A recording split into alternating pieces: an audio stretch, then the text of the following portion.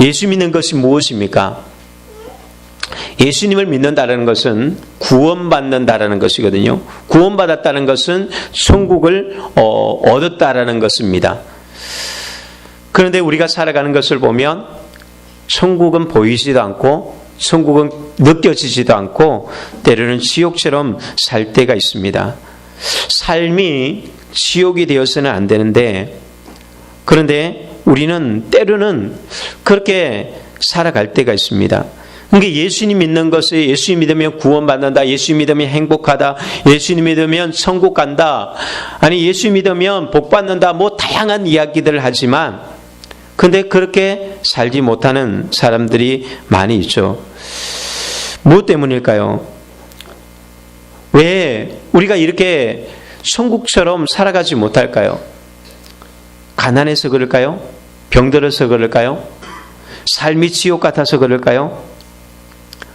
우리의 불행의 원인은 세상을 우리가 잃어버렸기 때문에 그런 것이 아니라 실제로는 천국을 잃어버렸기 때문이겠습니다.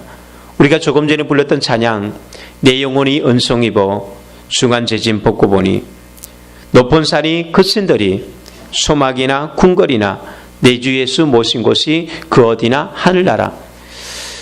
그 어디나 하늘나라라고 했어요. 어디나. 내가 이 땅에 있든지 내가 죽고 천국에 가든지 또한 예배당에 있든지 집에 있든지 그 환경이 어떤 곳이든지 다 천국이라고 했습니다. 성경에 보면 믿음의 사람들은 정말 그렇게 살아갔습니다. 감옥에 있을 때도 천국이었고 감옥 밖에 있을 때도 그들은 천국처럼 그렇게 살아갔다는 것이죠. 무엇입니까? 우리가 주님을 믿는 데 있어서 구원에 대한 부분들이죠. 구원에 대한 확신들, 하나님의 약속에 대한 확신들, 우리 믿음이 분명하지 못하기 때문에 우리는 그렇게 누리며 살지 못하는 것입니다. 구원이 없이 부자도 될 수 있고 구원이 없이 우리는 형통할 수 있습니다. 구원 없어도 건강할 수 있습니다. 그러나 구원이 없으면 생명이 없고 천국이 없습니다. 그러나 구원받아도 고난이 있을 수 있고요. 구원받아도 질병에 걸릴 수 있습니다. 구원받아도 우리는 형통치 못하는 경우들을 만나게 됩니다. 그러나 구원받은 사람에게는 천국이 있습니다. 이게 구원받은 사람과 받지 못한 사람의 차이라는 거죠. 그 천국이 어떤 천국이라 했습니까? 그 어디나 하늘나라가 되는 것. 저는 여러분들이 어디 있든지 어떤 곳에서 머물든지 다 천국이 되어지기를 예수님의 이름으로 축복합니다. 바울은 그런 사람이었습니다. 오늘 로마서 8장을 로마서를 기록했던 이 바울은 항상 그는 충만하고 천국의 삶을 살았습니다. 그가 빌립보 감옥에 갇혔을 때에도 그는 신라와 함께 찬송 부르면서 그 감옥에서 있습니다. 사람들이 깜짝 놀라죠. 감옥에 갇혀서 다들 원망하고 불평하고 억울하다고 호소하는 그 자리에서 바울과 실라는 찬송 부르고 기도하고 있습니다. 그때 어떤 일이 벌어집니까? 진짜 천국이 임하잖아요. 하늘나라가 그곳에 진짜로 임합니다. 그래서 우리가 먼저 우리 마음속에서 천국이 이루어져야 합니다. 내 믿음 속에서 분명한 하늘나라가 이루어져야 합니다. 그랬을 때에 실제적인 또 하나님의 나라, 우리 눈에 보이는 하나님 나라도 그대로 드러나게 되어진다는 것이죠. 오늘 바울은 37절에 그런 이야기하죠. 그러나 이 모든 일에 우리를 사랑하시는 이로 말미암아 우리가 넉넉히 이기느니라. 넉넉히 이긴다. 그냥 억지로 이기는 것, 간신히 이기는 것이 아니라 바울은 충분하게 그렇게 승리할 수 있다. 이 확신이 바울에게는 있습니다. 그래서 바울이 오늘 31절에 그런 이야기를 하죠. 우리가 무슨 말 하리요? 우리가 무슨 말을 할까? 우리는 그렇잖아요. 돈이 없거나 질병에 걸렸거나 어려우면 할 말이 없어집니다. 정말 내가 성공하고 돈이 있고 뭔가 잘 되면 사람들에게 할 말이 얼마나 많겠습니까? 막 지금이라도 당장 친척에게 달려가서 부모에게 달려가서 아니면 또 누구의 친구에게 달려가서 친구야 뭐 성도들이든지 누구든지라도 붙들고 말하고 싶습니다. 그 말 어디서 옵니까? 확신에서 온다는 거죠. 오늘 본문의 배경을 보면 바울이 어떻게 이런 이야기를 하게 되었느냐 보면 이 시작점은 물론 저 앞에서부터 시작됩니다. 로마서는 믿음에 관계된 이야기를 쭉 하는데 그런 믿음에 대한 이야기를 쭉 하다가 어디 가냐면은 로마서 7장에 가면 바울에게 고민이 생기기 시작하는 거예요. 우리가 소위 말하는 신앙의 슬럼프와 같은 것일 수 있고 신앙의 위기와도 같은 부분들입니다. 잘 믿다가 신앙생활 잘 하다가 어느 날 우리 가운데 고민이 생깁니다. 어떤 고민이 생길까요? 나름대로 하나님을 믿어보려고 노력했는데 자기 안에 무너지는 것을 발견하는 거죠. 나는 왜 이럴까? 우리 가정은 왜 이럴까? 물론 바울은 특별히 자기의 신앙적인 부분들 때문에 흔들렸습니다. 자기의 마음으로는 정말 내가 열심히 살아가고자 믿음으로 신앙으로 살아가고자 말씀대로 살아가려고 마음은 다짐하는데도 불구하고 매번 무너지고 또 무너지고 실패한다는 거죠. 그래서 나중에 이것이 반복되어지면 교회에 나가는 것마저도 실제로 참 그렇습니다. 우리가 매주마다 3회 기도를 드리지만 그 기도를 드리는 것마저도 실제로는 이젠 더 이상 말하기가 어려워질 때가 있다는 거죠. 바울은 도무지 자신이 봐서는 구원받은 사람 같지를 않은 거예요. 하나님이 내 안에 계신 것 같지도 않고 구원받지도 않은 것 같은 느낌이 든다는 거죠. 그래서 오호라 나는 공고한 사람이로다. 나 이 사망의 몸에서 누가 나를 건져내랴. 구원의 소망이 보이지 않는다는 거죠. 죽을 것 같다라고 이야기합니다. 그렇게 고민과 절망과 좌절 속에 푹 빠져있던 이 바울이 어디서 확신을 찾냐 하면은 로마서 8장에서 찾게 되어지는 거예요. 그러나 그리스도 예수 안에 있는 자들에게는 성령 안에 있는 자들에게는 결코 정죄함이 없나니 죄와 사망의 법에서 우리를 구원했다라고 이야기합니다. 무엇이요? 생명의 성령의 법이. 성령의 그 권능을 경험하면서 그는 승리의 삶이 어디 있는지, 우리가 어떻게 넉넉하게 이기는지 바울은 그때에 발견하게 된 거예요. 그래서 로마서 8장에 오면 바로 이 승리 이야기를 합니다. 우리의 기도의 승리, 삶의 승리, 우리가 어떻게 죄를 이기고 우리의 기도가 어떻게 늘 응답받고 우리가 어떻게 신앙생활하는데 이렇게 승리하며 풍성한 삶을 살아갈 수 있을까? 바울은 이 감격 속에서 오늘 마지막 결론, 8장의 마지막 결론을 짓는 거죠. 종지부를 짓는 것입니다. 그에게는 세 가지 확신이 있습니다. 많은 공격들 속에서 막 이런 공격할 때마다 그는 정죄감 속에서 죄책감 속에서 눌림 속에서 막 죽을 것 같았는데 그런데 그가 거기에 대해서 조목조목 다 이제 할 말이 생겼다는 거죠. 내 무너지는 삶 속에서 드러나는 무너지는 죄악들, 그리고 가정, 물질, 가난, 질병들 할 말이 없었습니다.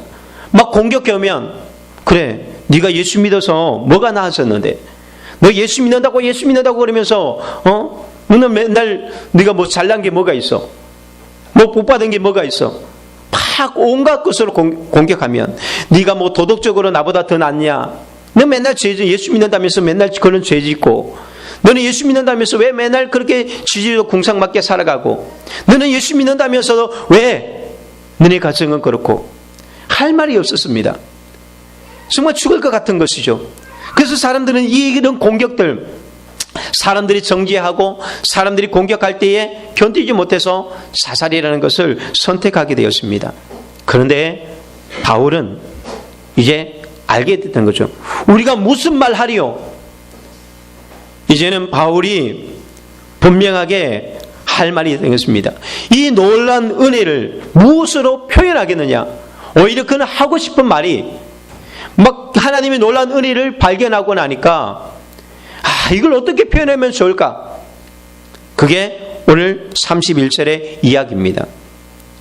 그러면서 그는 첫 번째 확신은 어떤 확신이냐면 가장 기초적인 부분들입니다. 그게 뭐냐? 모든 필요를 채워주심에 대해서 확신했다는 것입니다. 우리가 무엇을 먹을까? 무엇을 마실까? 무엇을 입을까? 이게 고민이었단 말이에요. 이게 우리가 첫 번째로 부딪히는 신앙을 흔들어 놓는 것이거든요. 가난의 문제, 배고픔의 문제, 연약함의 문제. 이것이 우리의 실제로 사람들 앞에 할 말을 잃게 만드는데 바울은 분명하게 확신이 있었습니다. 하나님이 우리의 모든 필요를 채워줄 것이라는 확신이 있었다는 것이죠. 여기에 오늘 본문에 31절에 나오는 대적이라는 거죠. 누가 우리를 대적하리요? 누가 우리를 대적하리요? 공격한다는 것입니다. 무엇이요? 이 대적이라는 말은 근심거리라는 표현입니다. 그냥 원수들이 막 공격하는 거기에서 아니라 근심거리예요. 우리의 근심거리가 어디서 옵니까? 무엇을 먹을까? 무엇을 마실까? 무엇을 입을까? 이런 문제 아닙니까? 그런데 바울은 거기에 대해서 확신을 가졌다는 것입니다. 그래, 하나님이 결단코 우리를 굶기지 아니하시고 또한 우리를 그렇게 망하게 내버려 두지 않는다라는 확신. 하나님은 우리의 모든 필요를 채워주시고 우리의 것을 하나님께서 주실 것을, 우리에게 필요한 것을 주실 것에 대한 확신이 있습니다. 그 확신이 어디서 왔습니까? 그 다음에 9절에서 32절 말씀에서 오는 거죠. 우리 32절 말씀 한번 같이 봉독하겠습니다. 시작. 자기 아들을 아끼지 아니하시고 우리 모든 사람을 위하여 내주신 이가 어찌 그 아들과 함께 모든 것을 우리에게 주시지 아니하겠느냐. 바울이 확신을 가졌던 게 뭐예요? 그래, 하나님께서 당신의 아들을 십자가에 못 박게, 우리를 위하여서 십자가에 못 박았다면 도대체 하나님 우리에게 주지 못할 게 뭐가 있을까? 하나님께 뭐가 아까울까? 하나님이 아들을 주셨는데 이것보다 더 큰 사랑이 어디 있는가? 그것을 주셨는데 우리에게 이것 주지 않겠는가? 당장 우리 눈에 보이지 않고 당장 우리가 만질 수 없는 그런 분이 있을지 모르지만 하나님은 아들을 아낌없이 주셨다는 이 믿음을 가진다면, 예수 그리스도의 십자가, 그것이 하나님의 사랑이라는 것을 믿는다면 우리는 무엇을 먹을까 마실까 입을까에 대한 부분도 걱정하지 않아도 됩니다. 여러분, 아들을 줄 수 있는 사랑만큼 큰 사랑이 있습니까? 아들을 주는 것은요, 내 자신을 희생하는 것보다 더 큰 희생입니다. 물론 요즘 같으면 자식을 버리는 부모들이 간혹 있을지 모르지만 오늘 성경에서 말하고 싶은 것은 그것이 아니잖아요. 차라리 내가 죽을지언정 내 자식은 살리고 싶은 것이 부모의 마음이거든요. 나를 내 자신이 희생시키는 것보다 내 자식이 죽는 것, 그게 더 고통스러운 것입니다. 그런데 하나님은 아들을 우리 위해서 주셨다라는 것입니다. 그런데 그래, 그 하나님께서 아들을 주셨다면 우리에게 뭘 주지 못할까? 나머지요, 무엇을 먹을까 마실까 입을 것, 우리의 필요들은요 뭐와 같은 것이냐면 사은품과 같은 거예요. 그건 그냥 예수 그리스도를 영접하고 그 아들을만 믿으면, 예수 그리스도 안에 있는 하나님의 사랑, 예수 그리스도 안에만 있다면 이건 문제되지 않습니다. 자동으로 그냥 따라오는 것입니다. 중요한 것은 우리가 그 예수 그리스도 안에 들어가는 것이죠. 그렇다면 아버지께서 아들을 주신 것처럼 우리의 모든 것을, 아들과 함께 모든 것을 우리에게 주시지 않겠느냐? 그래, 사람들이 우리를 대적하고 우리에게 수없이 많은 근심거리가 있지만, 그러나 그래 맞아, 아들과 함께 하나님께서 우리에게 주신다라고 이야기합니다. 시편 23편에서 유명한 말씀이죠. 여호와는 나의 목자시니 내가 부족함이 없으리로다. 여호와를 나의 목자로 삼았을 때 우리는 부족함이 없는 것입니다. 때로는 사망의 엄침한 골짜기를 지나갈 때도 있지만, 그러나 결국 어떻게 됩니까? 원수 앞에서 잔치상을 베풀어 주시는 분이 하나님이라는 것이죠. 고난이 없는 것이 아니라, 또한 질병이 없는 것이 아니라, 많은 어려움들, 사망이 엄침한 골짜기 있을 수 있지만, 그러나 결국에는 하나님께서 우리에게 풍성한 장치를 베풀어 주신다라고 이야기합니다. 바울이 썼던 로마서 4장 19절 말씀에는 또 이런 말씀이 있습니다. 나의 하나님이 그리스도 예수 안에서 영광 가운데서 그 풍성한 대로 너희 쓸 것을 채우시리라. 하나님께서 우리에게 예수 그리스도 안에서, 그리스도 예수 안에서 영광 가운데서 그 풍성한 대로 너희 쓸 것을 채우시리라. 그냥 주는 것이 아니라 풍성하게 채워주신다고 합니다. 넉넉하게 부족함이 없이 채워줄 것이라고 말씀합니다. 이것을 믿으십시오. 이것을 확신하고 주님 안에 거하십시오. 믿음 안에 거하십시오. 두 번째로 우리가 확신을 가져야 될 것은요, 실제로는 이것은 조금 더 영적인 것이 더 중요한 부분들입니다. 그게 뭐냐? 구원에 대한 확신입니다. 이것은 우리가 좀 더 신앙의 깊이 안으로 들어간 사람들이 경험하는 것이죠.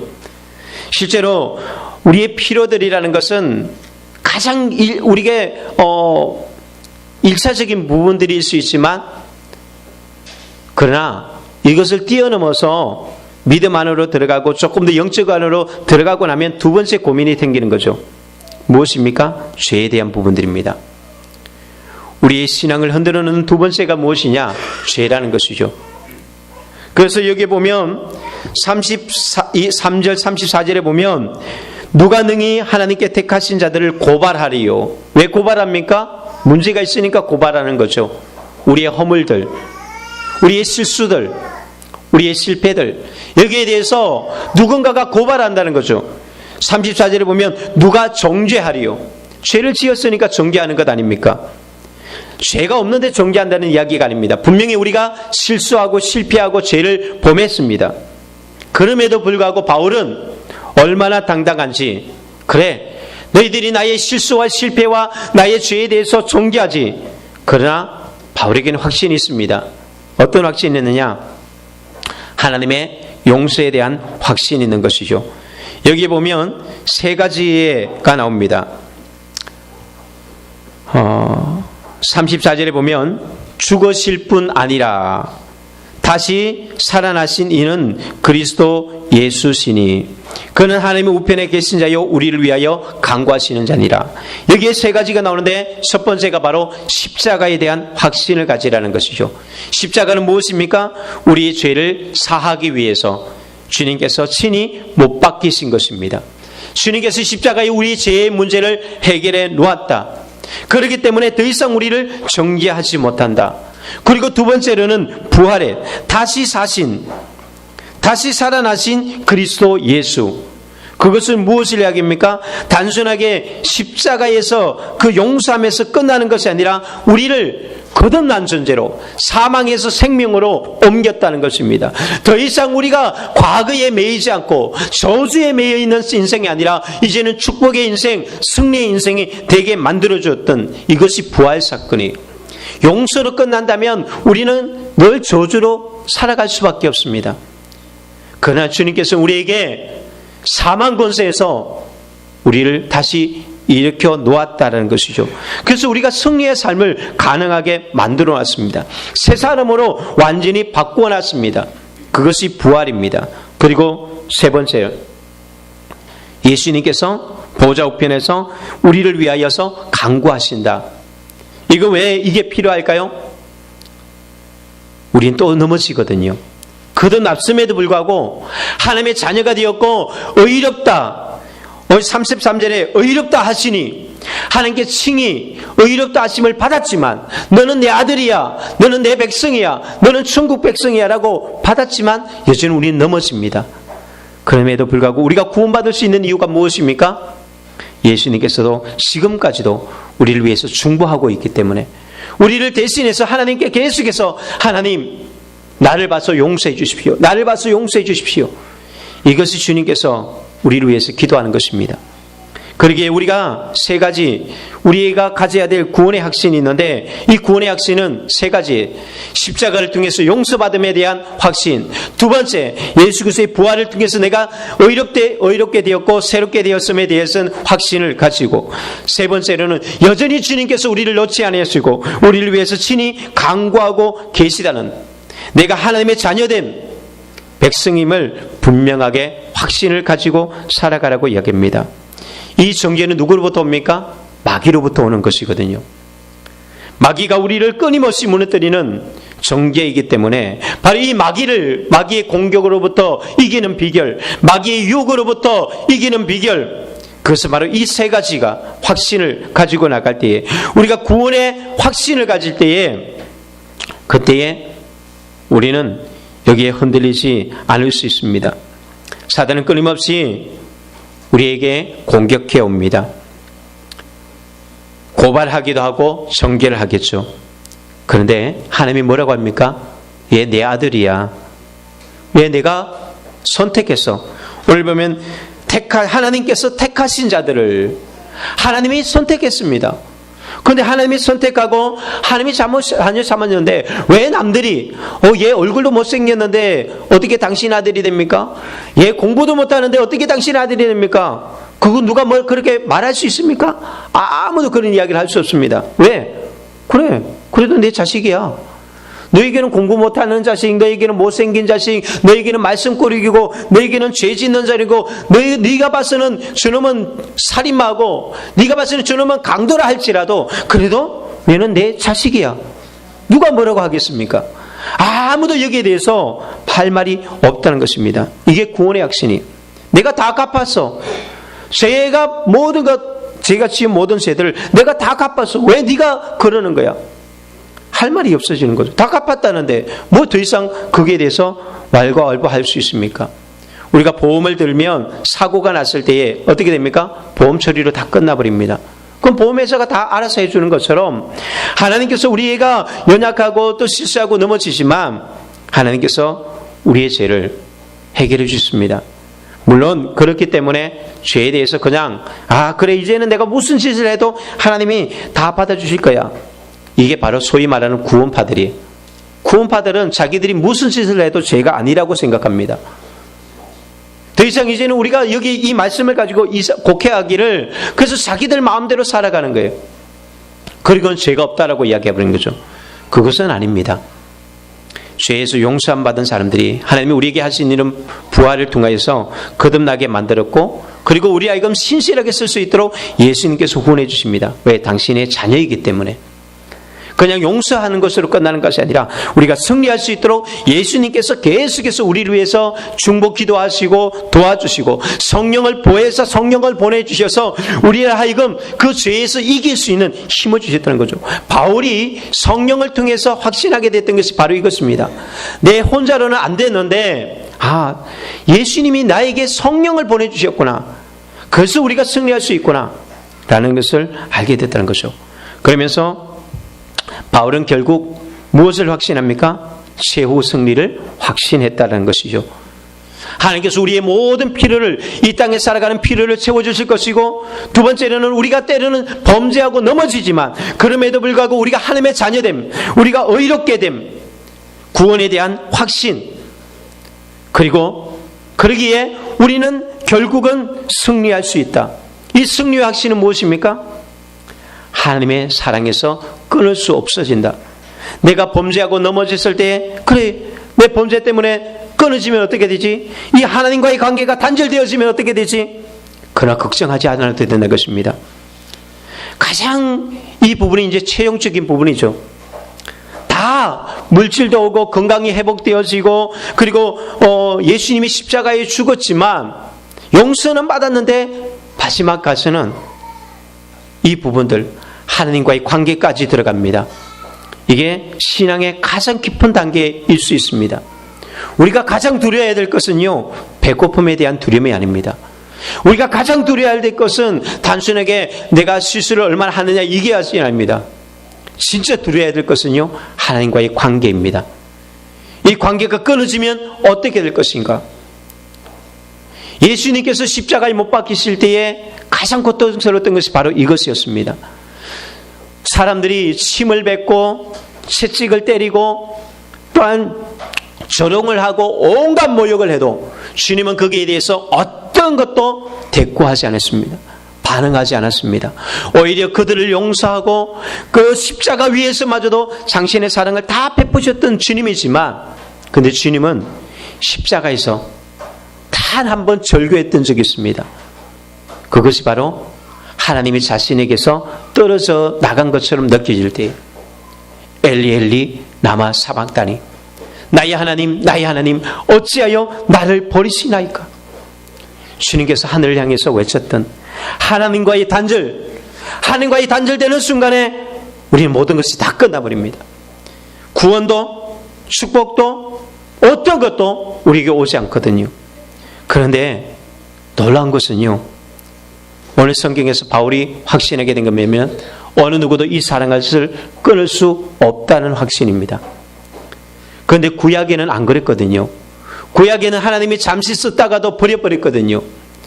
그래서 사울이 버림당하기도 하고요, 많은 구약의 인물들이 그냥 사용되어졌다가도 버림당했던 경우들이 많습니다. 그런데요, 성령 안에서는 안 그렇다는 것입니다. 성령님이 오시고 예수 그리스도 안에 예수 그리스도로 말미암은 이 사랑에서는 어떤 것도 끊을 수 없다. 바로 바울은 여기에 대한 확신을 가지고 나갑니다. 그런데 오늘 성경에 보면 이 하나님의 사랑을, 하나님과의 관계를 끊기 위해서 사단이 얼마나 많이 공격하는지 보십시오. 35절에 누가 우리를 그리스도의 사랑에서 끊으리요? 그러면서 나오는 것이죠. 환난이나 공고나 박해나 기근이나 적신이나 위험이나 칼이랴. 이게 무엇입니까? 우리를 하나님의 사랑에서 끊어내기 위한 사단의 공격들이에요. 첫 번째가 환난이죠. 환난이라는 건 무엇입니까? 외부적으로 오는 고통이에요. 외부에서 오는 우리를 깨뜨리기 위해서 공격해오는 바로 외부적인 어려움들이죠. 하나님과의 관계를 끊고 하나님의 사랑과의 관계를 흔들어버리는, 이게 무엇입니까? 환난이라는 거예요. 이게 관계를 깨뜨리는 첫 번째라고 이야기합니다. 우리가 질병이라든지 가난이라든지 여러 가지 외부적으로 당하는 어려움들이 있습니다. 이게 관계를 단절하게 될 때가 많습니다. 부부관계가 깨지고 부모와 자식과의 관계가 단절되기도 합니다. 환난 때문에. 그냥 아무 문제는 없는데, 이건 문제가 안 되는데 이 외적인 환경 요소 때문에 인간관계가 깨뜨려지는 경우들이 있어요. 사단이 첫 번째 하는 것이 바로 환난이라는 거죠. 예수님도 말합니다. 제자들에게 너희가 세상에서는 환난을 당하나 그러나 담대하라, 내가 세상을 이겼다라고 이야기합니다. 세상에서 환난을 당하는 것, 그렇지만 담대하라고 이야기합니다. 어려움이 올 때에, 왜냐하면 예수님께서 이기셨기 때문에. 이 환난 때문에 하나님과의 관계가 단절되어서는 안 된다는 거죠. 두 번째로 공고라고 얘기합니다. 이 공고는 내적인 것이에요. 외적인 것으로부터일 수도 있고 다양한 것이 있을 수 있는데, 분명한 것은 이 사람 내부적으로 내적인 고통, 불안, 고독, 염려, 근심, 걱정들, 이게 공고예요. 그래서요, 여유가 없습니다. 또한 삶의 목적이 없습니다. 아무것도 보이지 않는 상황, 그게 공고한 상태예요. 마음이 가난해진 상태. 바로 사단은 우리의 마음을 이렇게 만들어보죠. 그래서 우울증에 빠지거나, 그래서 어떤 사람은 자살하게 만들거나, 어떤 사람들은 정말 모든 것을 포기하게 만들고 인생을 방황하게 만들기도 합니다. 세 번째로 바울이 말했던 사단의 공격 무기가 박해입니다. 이것은요, 좀 강도가 높습니다. 아예 적극적으로, 노골적으로 아예 공격하는 것이죠. 단순히 나의 실수나 연약함 때문에 오는 그런 환난과 어려움들이 아니라 아예 그냥 대놓고 공격을 하는 것이죠. 초대교회 많은 성도들이 신앙 때문에 핍박당했던 그런 부분들처럼 감옥에 들어가기도 하고, 또한 살인의 위협을 받기도 했던 많은 부분들, 그리고 네 번째로는 기근입니다. 기근은 생계의 문제죠. 직업을 잃게 되거나 사업이 망하거나 그게 기근입니다. 그래서 결국은 어떻게 됩니까? 배고프게 되는데 그 다음에 보면은 적신이라고 나와 있는데 적신은 벌거벗은 것을 적신이라고 이야기하거든요. 가난과 배고픔 그것을 뛰어넘어서 완전히 노숙자가 되는 상태입니다. 아무것도 없어지는 배고픔을 뛰어넘어서 배고픈 것뿐만 아니라 입을 옷 내 몸에 걸칠 만한 옷마저도 없는 그런 상황 가운데 올 때에 그리고 그 다음에 여섯 번째는 보면 위험 이제 생명의 위협이 그에게 다가오는 것이죠. 질병의 문제든지 아니면 가난 배고픔의 문제든지 생명의 위협을 느낍니다. 마지막에 칼이라는 것은 죽음입니다. 그런데 바울은 이런 가운데서 절대로 이것이 하나님과의 우리 관계를 끊어놓을 수 없다라고 이야기한다는 거죠. 절대로 이 모든 것들이 우리를 하나님과의 관계에서 떼어놓을 수 없다. 그렇게 사단은 인류예로 아담과 하와를 공격했던 것처럼 끊임없이 사단은 이 하나님의 계획을 무너뜨리기 위해서 공격해왔고 교회를 무너뜨리기 위해서 믿음의 사람들을 넘어뜨리기 위해서 수많은 박해와 가난과 기근과 위험이며 칼이며 그렇게 공격해왔지만 교회는 무너지지 않았습니다. 다른 종교들이 무너져가고 다른 민족이 무너져가고 모든 사람들이 무너져가도 의인들은 무너지지 않았고요. 또한 교회는 무너지지 않았다는 것입니다. 이 모든 것이 이 바울이 이렇게 확신할 수 있게 만든 비결이 무엇입니까? 모든 필요를 채워줄 것에 대한 확신, 또한 반드시 내가 이런 죄 가운데서도 하나님이 나를 구원할 것이라는 구원에 대한 확신, 그리고 결국은 승리할 수 있는 확신은 어디서 왔습니까? 그것도 넉넉히 이기리라는 이런 여유 있는 확신은 어디서 왔습니까? 오늘 바울은 이야기합니다.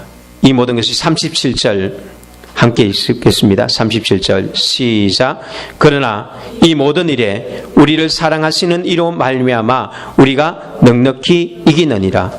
39절 맨 뒤에도 보면 우리 주 그리스도 예수 안에 있는 하나님의 사랑에서 끊을 수 없다. 어디서요? 우리를 사랑하시는 분 때문에. 어떤 사랑요? 우리 주 예수 그리스도 안에 있는 사랑 때문에. 그것이 이 모든 것을 우리를 망하게 하지 못한다는 거죠. 원수들이 정죄하고 대적하고 공격하고 우리를 넘어뜨리려고 하는 수없이 많은 관계를 깨뜨리려고 하는 이 사랑을 끊기 위해서 하는 모든 것들 속에서도 끊을 수 없는 이유, 내가 잘나서가 아니라 내가 돈이 있어서가 아니라 내가 건강해서가 아니라 우리를 사랑하시는 아버지의 사랑 때문에 승리한다는 것입니다. 이 사랑이 모든 것을 이기게 만드는 것입니다. 사랑이라고 다 똑같은 사랑은 아니에요. 우리는 정말 세상에는 미치도록 사랑하는 것이 많지만 그 사랑이 다 우리를 이기게 만들까요? 그렇지 않습니다. 스토킹과 같이 스토킹처럼 정말 미친 사랑 때문에 얼마나 많은 사람들이 불행해집니까? 의처증, 의부증 때문에 얼마나 가정이 불행해집니까? 그들은 사랑이라고 말합니다. 나는 정말 죽도록 사랑한다고 이야기하지만 그 죽도록 사랑하는 것 때문에 가정이 파괴되어지고 인생들이 무너집니다. 부모도 자식에게 맹목적인 사랑을 쏟아부을 때 있죠. 내가 너를 사랑해서 이렇게 한다. 내가 너를 사랑해서. 그런데 그 맹목적인 부모의 사랑이 자녀에게 상처와 자녀의 인생을 몰락하게 만드는 경우들도 우리는 보게 되어집니다. 우리의 사랑은 늘 부족한 사랑입니다. 그래서 늘 우리의 사랑에는 불행하게 만들고 또한 우리의 삶은 오히려 고통을 주는 사랑일 때가 있습니다. 그러나 오늘 말합니다. 예수 그리스도 안에 있는 하나님의 사랑은 우리 하여금 넉넉히 이기게 만들어준다라고 이야기합니다. 우리가 범죄하고 실패하고 우리가 연약함에도 불구하고 그분의 사랑은 언제라도 우리를 복되게 만들어주고 가치 있게 만들어주고 의미 있게 만들어주는 것이 하나님의 사랑입니다. 그리고 우리를 존귀한 인생으로 만들어준다는 것이죠. 바울이 만났던, 바울이 확신을 가질 수 있는 것은 바로 이 하나님의 사랑을 딱 경험하면서 그는 여기에 대해서 이렇게 확고하게 쓴 거죠. 하나님 안에 있는 사랑, 예수 그리스도 안에 있는 사랑, 그 사랑이 나를 승리하게 만들어주는 겁니다. 이 사랑을 믿으십시오. 확신하십시오. 오늘 바울이 뭐라고 했냐면 내가 확신하노니, 우리에게 필요한 것은요, 이 사랑을 확신하는 것입니다. 분명하게 믿는 것입니다. 하나님의 사랑은 우리가 어떻게 할지라도 그분은 우리를 버리지 않습니다. 우리를 떠나지 아니하시며 하나님은 우리를 포기하지 않는다고 했습니다. 상한 갈대를 꺾지 아니하시며 꺼져가는 등불도 끄지 않는 것이 하나님의 사랑입니다. 이 사랑을 믿고 이 사랑을 붙드십시오. 누군가가 뭐라고 할지라도 주님의 이 사랑을 붙드십시오. 내 환경이 어떠 할지라도 하나님께서 반드시 우리를 하여금 채워주실 것이라는 믿음의 확신을 가지십시오. 그러면 어떻게 합니까? 그리스도 예수 안에 있는 사랑이어야 합니다. 그냥 내 확신이 아니라 나를 믿는 것이 아니라 예수 그리스도 안에 있는 그 하나님의 사랑을 믿고 나가야 한다는 것이죠. 그랬을 때 우리에게는 넉넉한 승리가 있습니다. 그 넉넉한 승리가 뭔지 아십니까? 구약에 다윗이 골리앗을 물리칠 때에 어떻게 물리치죠? 그 골리앗 앞에 갔을 때에 다윗이 가져갔던 것이 있습니다. 갑옷도 벗어버리고 그냥 정말 무장해제한 채로 그는 자기가 늘 사용하던 물맷돌과 조약돌 5개, 돌 5개를 가지고 주머니에 넣고 골리앗 앞에 섰습니다. 그런데 골리앗이 어떻게 쓰러집니까? 돌 5개를 가져갔는데 5개를 다 사용한 것이 아니라 단 한 가지만, 단 한 개의 돌로서 단번에 블레셋 장군이었던 골리앗이 쓰러지게 하셨습니다. 몇 개가 남았죠? 4개가 남은 거예요. 충분하다는 것이죠. 하나님은 약하지 않습니다. 그 5개를 내가 준비했지만 한 개라도 승리하게 만들 만큼 하나님의 승리는요, 그렇게 간신히 5개 다 써가지고 그것도 안 돼서 달려가서 창으로 어떻게 해가지고 이게 아니라 단 한 번으로도 끝낼 수 있는, 이게 하나님의 넉넉함이거든요. 뿐만 아니라 오병이의 기적을 보십시오. 물고기 2마리와 보리떡 5개밖에 없는 그런 상황인데도 불구하고 남자 어른 5,000명을 먹이고도 12광줄이나, 왜 12광줄입니까? 12명의 제자니까요. 각 제자들에게 한 광줄씩 풍성하게 안겨주시는, 다 먹고 배불리고도 남음이 있는, 이게 넉넉한 승리예요. 하나님은 우리에게 부족하지 않습니다. 모자라지 않습니다. 충분하게 주고도 남음이 있는 그 축복이 있다는 것입니다. 때로는 우리가 생각할 때에 주님이 너무 늦는다라고 생각할 때가 있습니다. 마리아와 마르다의 오빠였던 나사로가 죽게 되었습니다. 질병으로 말미암아 죽게 되었을 때에 예수님은 나흘이나 지어나서 오게 됩니다. 그때 마르다와 마리아가 말입니다. 예수님 왜 이렇게 늦게 오셨습니까? 이미 오빠는 썩어서 냄새가 납니다. 이제는 끝장입니다. 그러나 주님께는 늦지 않았다는 거죠. 우리가 생각했을 때는 다 끝났습니다. 다 망했습니다. 썩었습니다. 이제는 더 이상 소망이 없습니다 라고 말할지 모르지만 주님은 아니다. 그냥 돌 굴려라. 그리고 나사로로 나오라.